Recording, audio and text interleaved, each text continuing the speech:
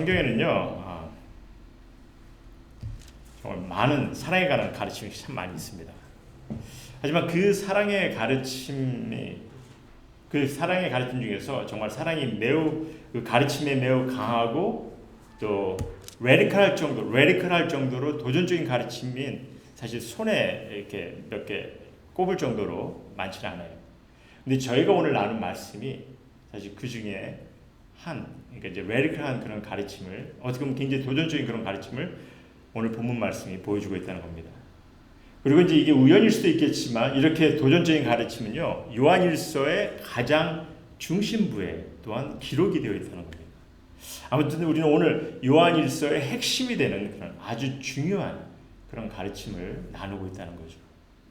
그리고 제가 요한 서신에 관해서 매번 이제 강조를 한 것이 있는데, 뭐냐면 요한의 가르침은 이제 초대교회가 이렇게 새로운 세대로 넘어가면서 그 상황에서 지금 요한이 이제 교회를 향해서 또 크리스찬들을 향해 성경에서 마지막으로 당부하는 말씀이라 그랬습니다.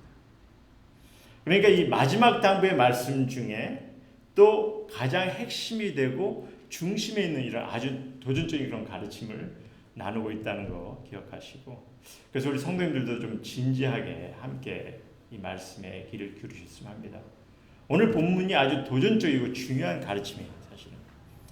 그리고 저도 좀 막말을 하는 것 같으면 좀 양해해 주시기 바랍니다. 오늘 가르침 속에서. 그래서 제가 먼저 우리 성도님들께 좀 여쭤보겠습니다. 오늘 이렇게 매우 강하고 레디컬할 정도로 이렇게 도전적인 가르침을 우리 한마음교회 성도님들은 정말 받아들일 수 있을지 하는 질문입니다. 왜냐하면 받아들인다는 것은 실제적인 삶에서 행해가야 하는 것이거든요. 그러니까 여러분의 각오를 부탁드리면서 제가 말씀을 부탁드리는 거죠. 우리가 말씀을 읽고 이해하지만 이게 삶에서 어떻게 해야 하는지도 모르고 또 그럴 의지도 없으면 하나님의 말씀은 우리에게 아무 힘이 없는 거예요. 하지만 우리 한마음교회 성도님께서 정말 오늘 말씀을 정말 받아들이신다면, 그래서 실질적인 우리 신앙삶에서 함께 행해 가실 의지가 함께 하신다면, 있으시다면 우린 정말 주님이 원하시고 또 그런 신앙의 삶을 살아가게 되는 거죠. 자, 그럼 말씀을 보기로 하죠. 우리 13절 15절 말씀을 먼저 다시 한번 보겠습니다. 보라, 아버지께서 13절에서 15절까지입니다. 형제들아, 세상이 너희를 미워하여도 이상히 여기지 말라. 우리는 형제를 사랑함으로 사망에서 옮겨 생명으로 들어간 줄을 알거니와 사랑하지 아니하는 자는 사망에 머물러 있느니라. 그 형제를 미워하는 자마다 살인하는 자니 살인하는 자마다 영생이 그 속에 거하지 아니하는 것을 너희가 아는 바라. 일단 형제를 지금 사랑함과 형제를 미워하는 것에 대해서 좀 말씀해 주고 있는데요. 매우 강한 그런 가르침입니다. 먼저 형제를 미워함에 대해서 보면요. 사랑하지 아니하는 자는 사망에 머물러 있다. 그 형제를 미워하는 자마다 살인하는 자라, 이렇게 말씀하시죠. 얼마나 엄중한 그런 가르침입니까? 어떻게 생각하세요? 여러분, 이런 가르침을 들을 때 사랑하지 아니한 자는 사망에 머물러 있다. 미워하는 자는 살인하는 자다. 사실 이 가르침은 예수님께서 산상수훈에서 주신 그런 말씀과 같은 의미를 갖고 있는 말씀입니다. 마태복음 5장 22절에서 24절 말씀을 보시면 제가 읽어드릴게요. 나는 너에게 이르노니 형제에게 노하는 자마다 심판을 받게 되고 형제에 대하여 라가라는 자는 공회에 잡혀가게 되고 미련한 놈이라 하는 자는 지옥불에 들어가게 되리라. 그러므로 예물을 제단에 드리려다가 거기서 내 형제에게 원망을 들을 만한 일이 있거든, 원망을 들을 만한 일이 있는 것이 생각나거든 예물을 제단 앞에 두고 먼저 가서 형제와 화목하고 그 위에 와서 예물을 드리라. 이런 말씀하시죠. 이미 예수님께서 이런 엄중한 그런 말씀을 가르치셨거든요. 그런데 요한은 지금 다시 한번 성도들에게 지금 리마인드 하는 거죠. 왜 그랬습니까? 아마도 이 가르침이 교회에서 잘 지켜지지 못했던 것 같습니다. 근데 사실 저는 이제 요한이 지금 형제를 미워하는 자마다 살인하는 자니라 이렇게 강한 경고를 주시는데, 물론 이를 우리가 좀 심각하게 받아들여야 하죠. 근데 이전에 하신 말씀을 더 좀 심각하게 봐야 된다고 봅니다. 이전에 뭐라고 하셨습니까? 사랑하지 아니하는 자는 사망에 머물러 있느니라, 이런 말씀하세요. 사랑하지 아니하는 자는 사망에 머물러 있다. 무슨 의미입니까? 바로 알아야겠죠. 아주 심각하고 좀 나름대로 엄중한 말씀입니다. 일단 사랑하지 아니하는 자, 분명 본문에서는요 미워하는 자라는 의미가 내포되어 있습니다. 그렇다고 사랑하지 아니하는 자를 형제를 미워하는 자라고만 단정 지을 수는 없는 거죠. 왜냐하면 많은 이들이 그런 얘기를 하잖아요. 난 사랑하진 않지만 미워하지도 않는다. 난 사랑하지 않지만 미워하지 않는다. 그런 얘기를 하잖아요. 그래서 어떻게 보면 요한이 이 부분들을 다 지금 커버를 하는 것 같아요.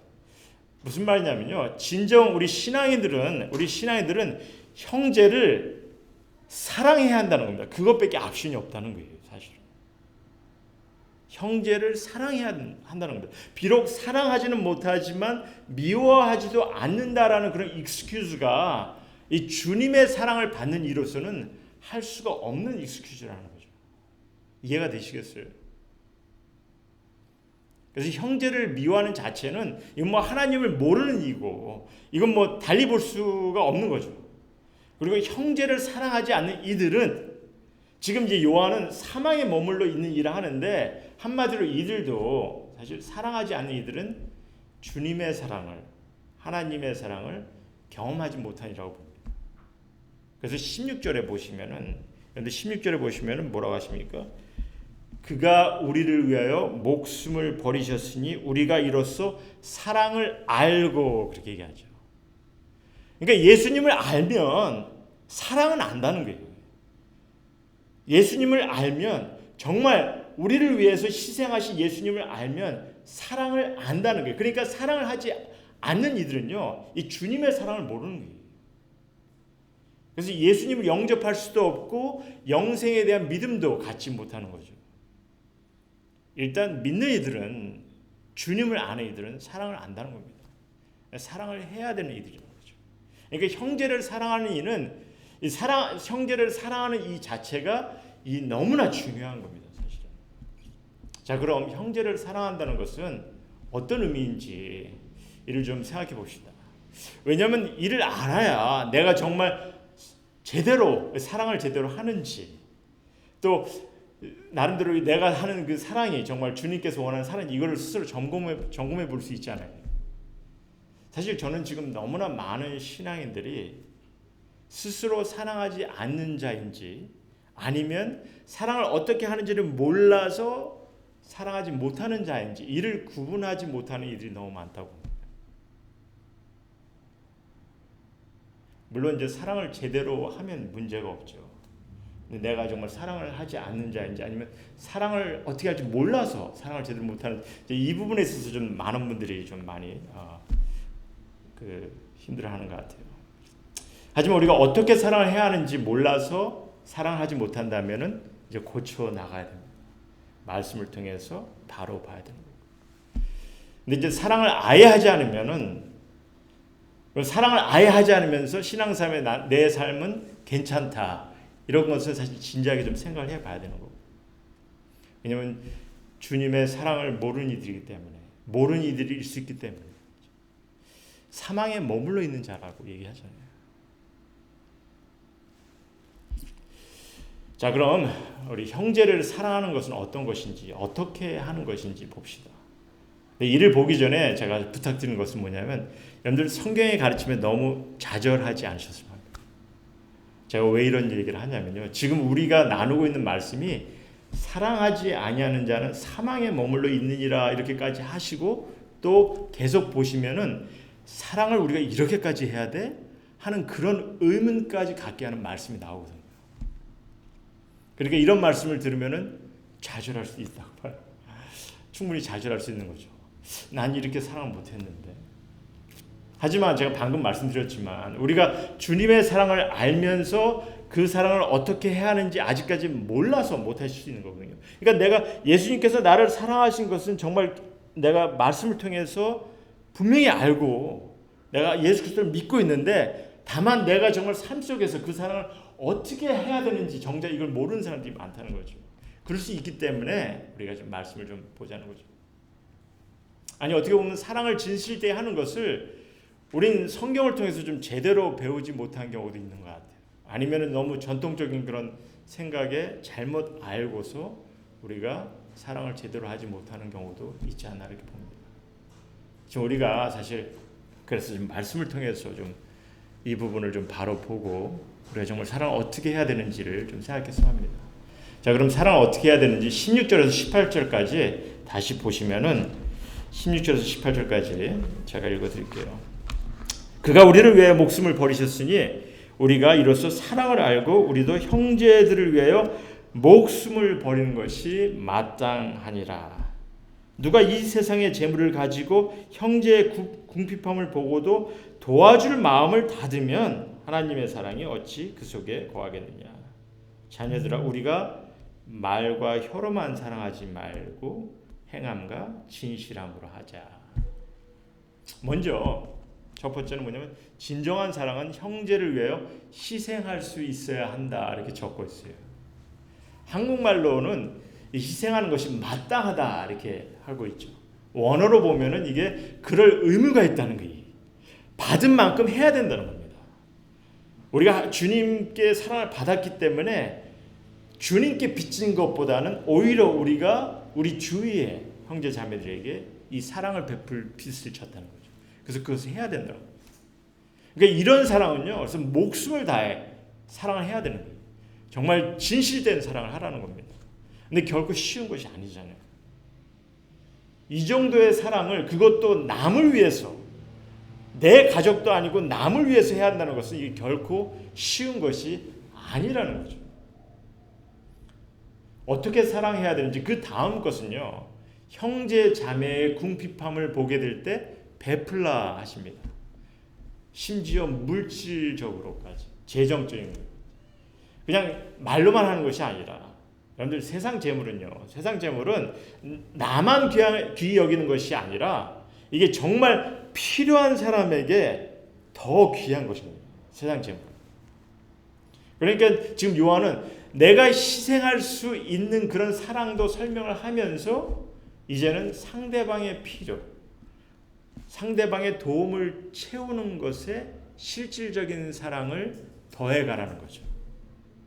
그러니까 희생이라는 것은 내가 저 사람 위해서 스스로가 희생하겠다고 마음 맞으면 할 수 있는 거예요. 근데 문제는 내 희생에서 끝나는 것이 아니라 저 사람의 필요를, 도움을 더 염려하고 거기서 시작하는 거죠.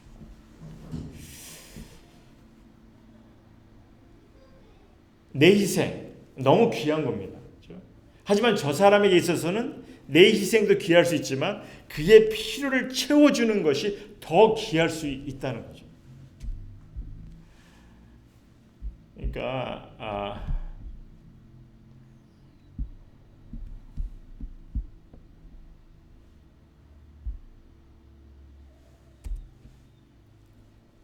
그러니까 진실된 사랑도 우리가 저 사람의 입장에서 시작하라는 거죠.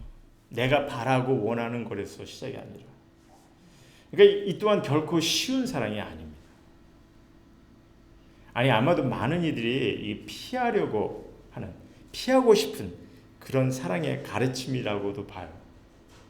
왜냐하면 재정적인 부담까지 내가 들어야 되니까. 그리고 이렇게 생각을 하다 보면요, 주님의 가족 공동체가 부담스러워질 수 있는 거고.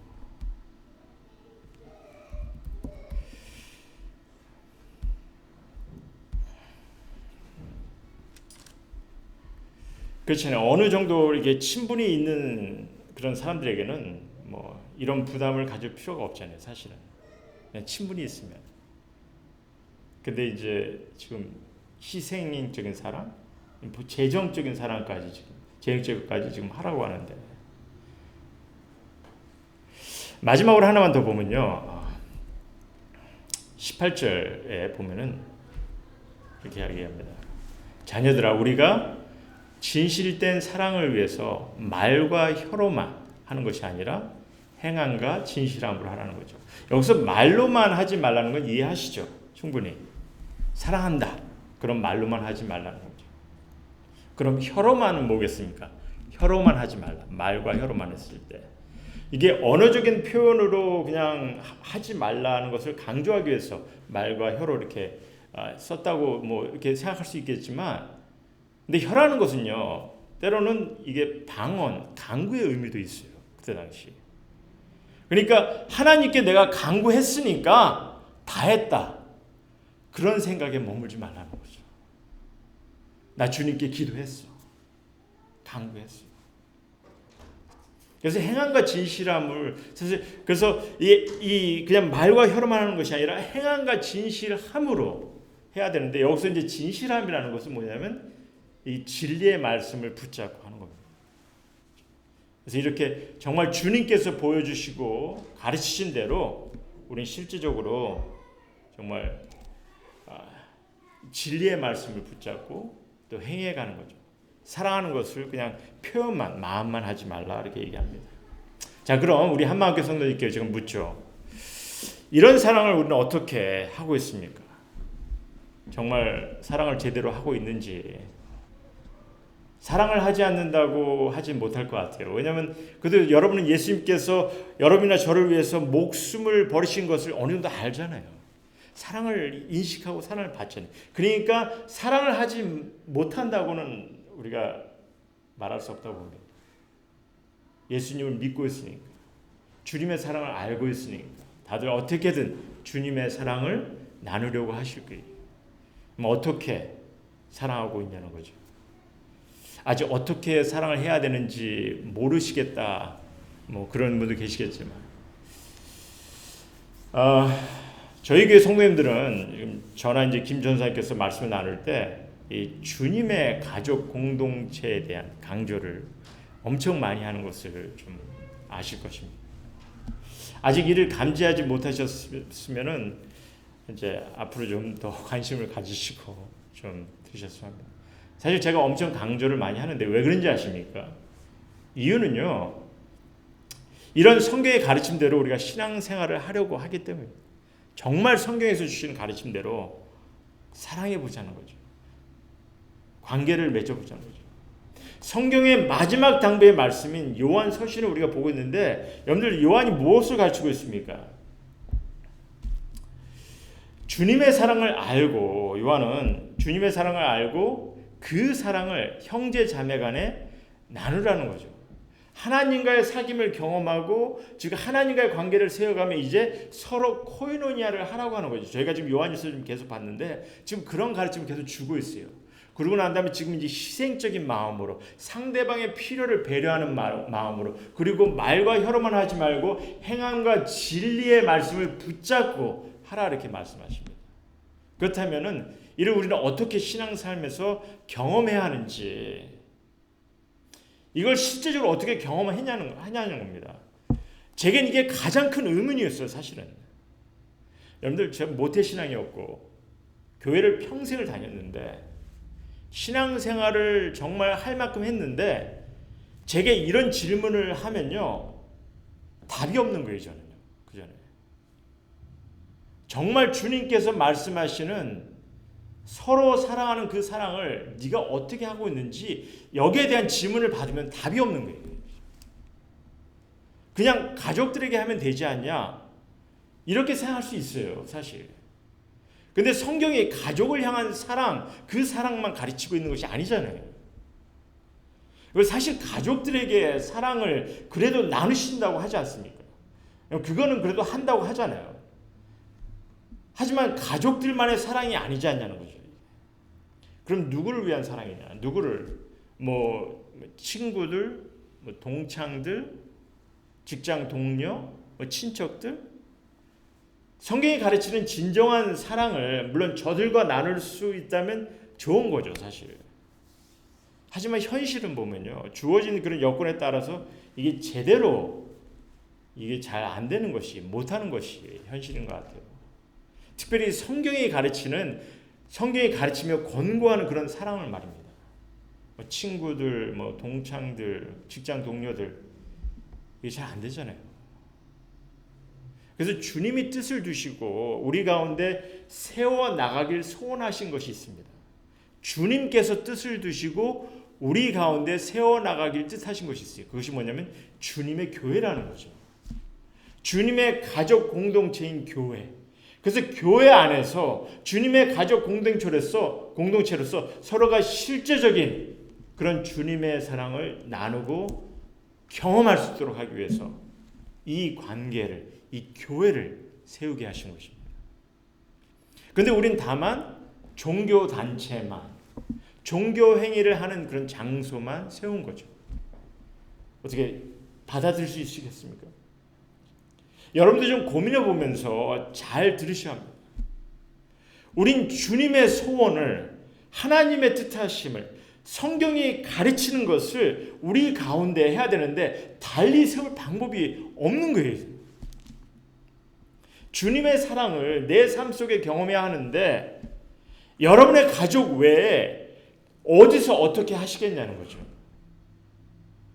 만약에 선교 사역을 하면은, 선교를 나가면요, 그냥 일방적인 희생의 사랑을 할 수 있을 것이라고 봅니다. 선교를 나가면.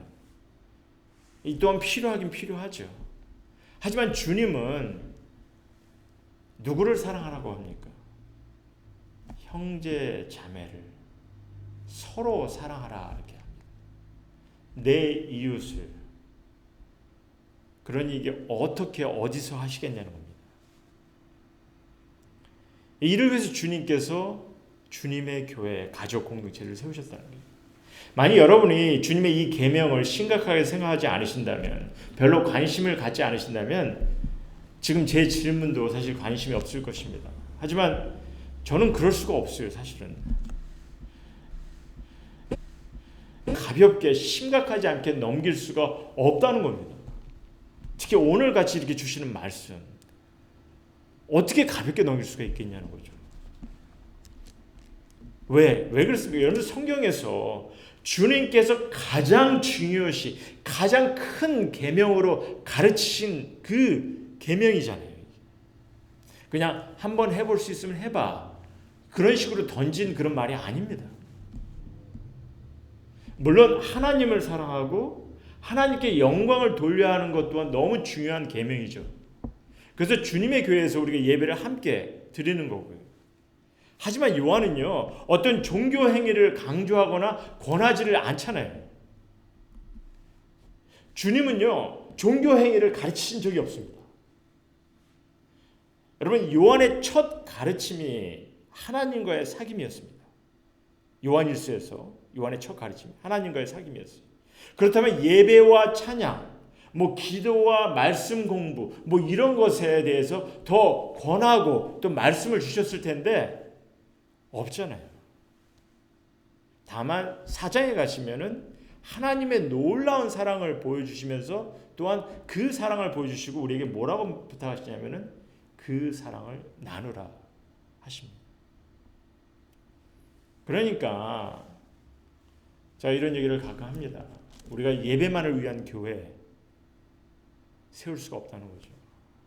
공부만 엄청 강조하는 그런 학교 같은 교회 아니라는 거죠. 수만 늘리려는 그런 기업 같은 교회, 충성만 강요하는 군대 같은 교회 아니라는 거죠. 주님이 소원하시는 교회는 주님의 계명이, 성경의 가르침이 실질적으로 세워져야 하는 그런 교회, 그런 주님의 가족 공동체이며, 그래서 우리는 이런 교회를 세워야 하는 것입니다. 그리고 이를 위해서는 모두가 함께 하셔야 합니다. 사귐이 있어야 되고 또 관계를 세워 나가야 되니까. 그래서 한 마음이 되고 함께 주님의 소원을 이루는 거죠.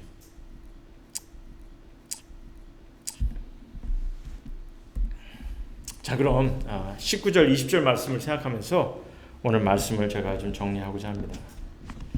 일단 읽어봅시다. 19절 20절 말씀. 이로써 우리가 진리에 속한 줄을 알고 또 우리 마음을 주 앞에서 굳세게 하리니 이는 우리의 마음이 꼭 우리를 책망할 일이 있어도 하나님은 우리의 마음보다 크시고 모든 것을 아시기 때문이라. 제가 지난번에 적그리스도가 아닌 기름 부음을 받은 자를 이제 설명하면서 다만 진리에 거하시면 된다 이렇게 하였습니다. 진리에 거하는 자. 뭔가를 더 알려고 더 배우려고 끙끙대지 않아도 진리에 거하면 우리가 신앙의 성숙을 경험하는 자라 하였습니다. 열매 맺는 자라 하였습니다. 물론 배우고자 하는 그런 열정이 생겨서 더 배우시려고 하면 좋은 것이고, 하지만 우린 배움으로 신앙의 기준을 세우는 것이 아니라 정말 진리 가운데 살아가면서 신앙의 삶의 목표를 세워가야 하는 거죠. 그래서 오늘 요한도 19절에 이로써 우리가 진리에 속한 줄을 알고 이렇게 얘기합니다. 이로써 우리가 진리에 속한 줄을 알고. 그럼 이로써가 뭡니까? 이로써 어떤 삶을 통해서 우리가 진리에 속한다는 것을 우리가 알 수 있냐는 거죠. 어떤 거죠? 주님의 그 희생의 사랑을 알고, 내 죄를 대신해서 그가 그 희생의 사랑을 보이셨는데 그 희생의 사랑을 알고 이제 그 사랑을 실질적인 삶에서 나눔으로 희생을 하고 정말 필요를 요구하는 이들에게 베품을 나누고, 말과 혀로만 하는 것이 아니라 정말 우리가 진실된 행함과 말씀을 통해서 행해가는 그 모습, 이런 것을 행해가는 그 모습 자체가 우리가 진리에 속한 줄을 안다 이렇게 얘기합니다.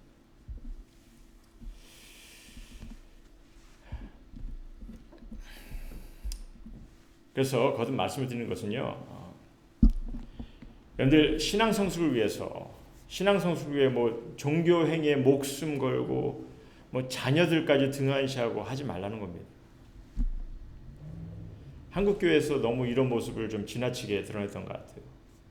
어떤 종교 행위를 위해서 가족 등한시하는, 자녀들까지 등한시하는 그런 모습. 하지만 이제 좀 변해가야 하는 거죠. 초점을 바꿔야 합니다.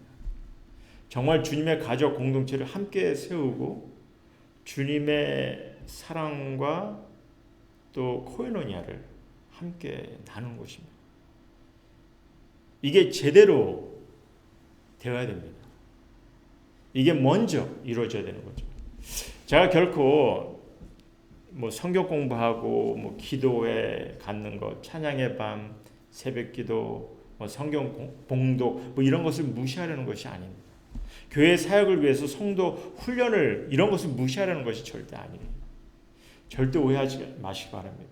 일단 정말 성경이 가르치는 주님이 소원하시는 그런 가르침, 이렇게 말씀이 중요시, 이렇게 지금 오늘 본문처럼 말씀이 중요시 강조하는 이런 가르침이 내 신앙 삶에 또 교회 생활에 무엇보다도 먼저 이루어져야 된다는 거예요. 이게 이루어진다면은, 이게 이렇게 우리 가운데 우리가 이루어진다면은 우리는 진리 속에, 진리 안에 거하는 자가 되는 것이고, 그런 신앙 삶을 우리가 추구해야 할 때, 우리가 먼저 이런 것을 추구해가면서 살아갈 때 우리는 무엇을 해도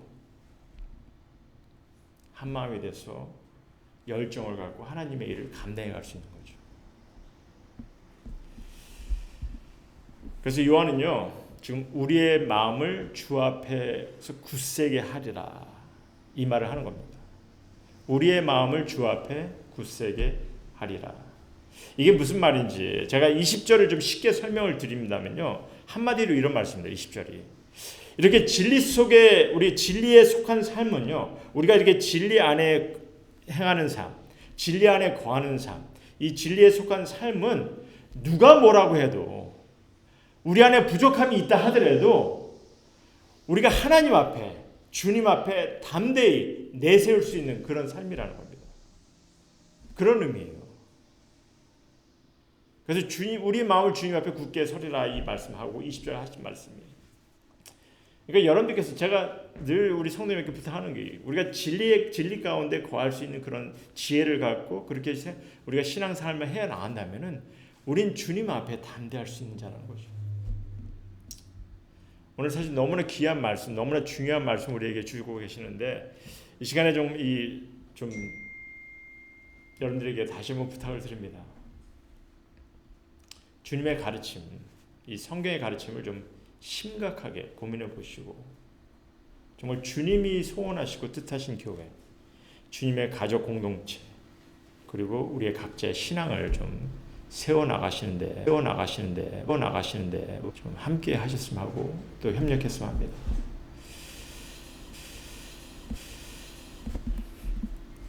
혹시 신앙생활 하는 데 있어 여러분들 가장 염두에 두는 것이 있다면 무엇이라고 생각하십니까? 여러분들께서 신앙생활 하는 데 있어서 가장 염두에 두고 있는 것이 있다면 무엇이라고 생각하십니까? 무엇을 하면 정말 신앙생활을 잘한다고 생각하십니까? 여러분들께서 어떤 것에 초점을 두면 하나님의 뜻을 따르는 것 같냐는 거죠. 사실 이런 질문에 많은 경우 그냥 하나님께 내가 무언가를 해야 하는 것을 또 내 스스로가 성숙해하는 것에 초점을 둘 때가 많이 있습니다. 여러분들이 좀 심각하게 한번 생각해 보시기 바랍니다. 내가 신앙생활하는 데서 가장 염두에 둬야 되는 것이 무엇인지, 무엇을 하면 정말 신앙생활을 잘한다고 할 수 있을까? 정말 어떤 것에 초점을 두면 하나님의 뜻을 따르는 것 같은지, 정말 이게 우리가 정말 종교 생활에, 종교 행위에 우리가 초점을 두면은 이런 일들이 이루어가는 것인지, 아니면 내 스스로가 정말 내 자아 발전을 위해서, 스스로 성숙을 위해서 그것에 초점을 두면은 내가 이런 일을 내가 성취해 가고 있다 생각하는지.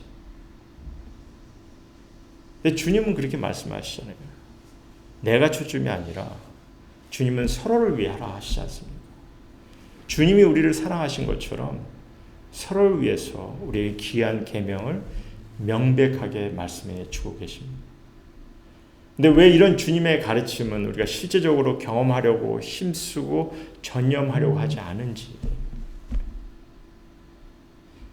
근데 골방에서 은밀히 보시는 주님께 기도하라 하신 그런 가르침, 이런 가르침을 우리가 알면서도 스스로가 내가 그냥 열심히 1시간 열심히 기도한다, 이런 행동을, 이런 그 자부심을, 이런 것을 나타내려고 그것을 강조하고 그것을 엄청 가르치는 경우가 너무나 많다는 거죠. 왜 이런 진실된 사랑을 나누는 것을 위해서 고민도, 좀 심각함도, 관심도 갖지 않냐는 겁니다. 주님의 교회로 세워진 교회에서 말입니다.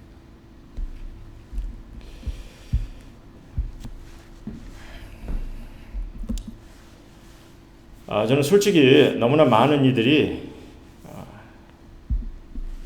교회 따로, 신분 있는 이들 따로, 뭐 이렇게 구분하는 것을 볼 때, 물론 이제 신앙이 없는 이들이야 뭐 친분을 따로 가져야죠, 필요하죠.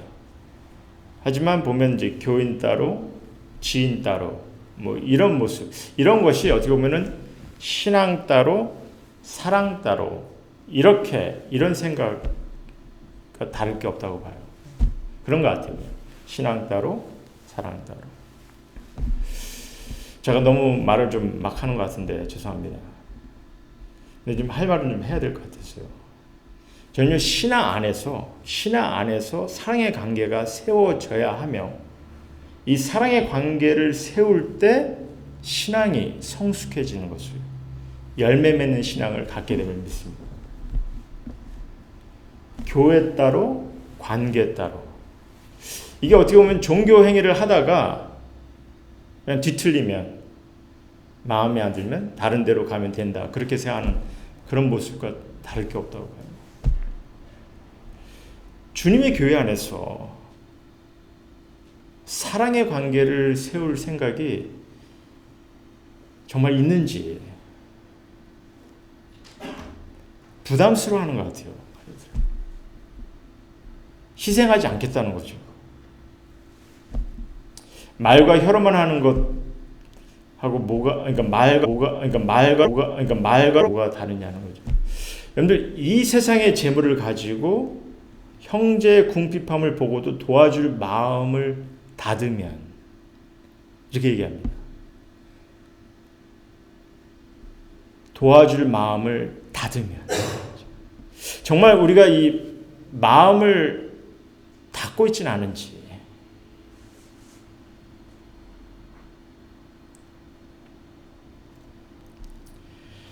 여러분들 신앙 안에서, 주님의 교회 안에서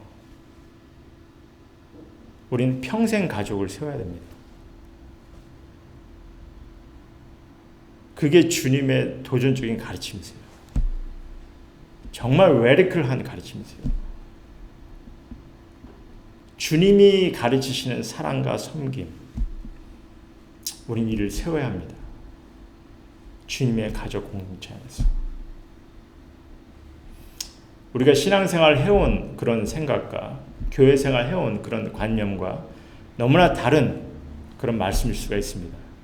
제가 좀 나눈 것이. 하지만 우리의 가르침을 볼 때, 성경을 가르침을 볼 때 달리 생각할 수 있는 방법이 없더라고요. 그래서 제가 오늘 좀